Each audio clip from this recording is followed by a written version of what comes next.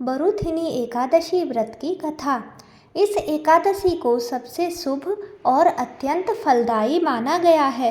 मान्यता के अनुसार बरुथिनी एकादशी व्रत करने से व्यक्ति के समस्त पापों का नाश होता है और उसे सौभाग्य की प्राप्ति होती है।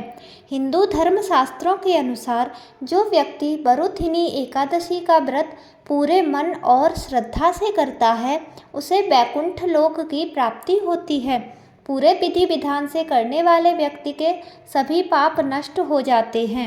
आइए जानते हैं बरुथिनी एकादशी व्रत की कथा।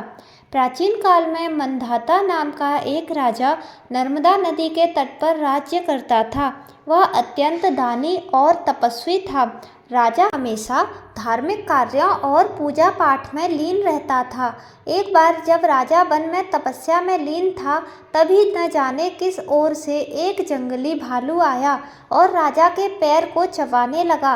राजा अपनी तपस्या में लीन ही रहा, परंतु वह भालू राजा के पैर को चबाते हुए घसीटकर उसे ले जाने लगा। तब राजा ने तपस्या धर्म का पालन करते हुए बिना क्रोध किए अपनी रक्षा के लिए भगवान विष्णु से प्रार्थना की। राजा की प्रार्थना सुनकर भगवान विष्णु वहां प्रकट हो गए और अपने सुदर्शन चक्र से उन्होंने भालू का वध कर दिया तथा राजा को बचा लिया। राजा के पैर को भालू पहले ही खा चुका था। जब राजा ने अपने पैर की हालत देखी तब उसे अत्यंत पीड़ा हुई। वह अपने पैर की हालत देखकर बहुत दुखी हुआ।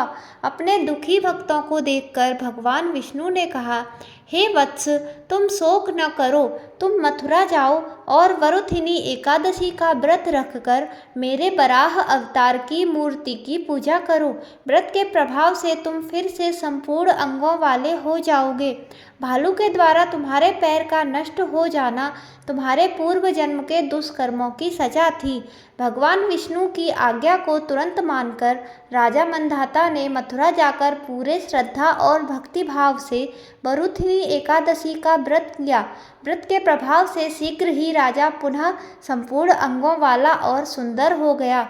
तो यह थी बरुथिनी एकादशी की व्रत कथा। बरुथिनी एकादशी के दिन सुबह जल्दी उठकर स्नान करके स्वच्छ वस्त्र धारण करें। इसके बाद भगवान विष्णु की प्रतिमा को स्नान कराकर उन्हें साफ सुथरे वस्त्र पहनाएं।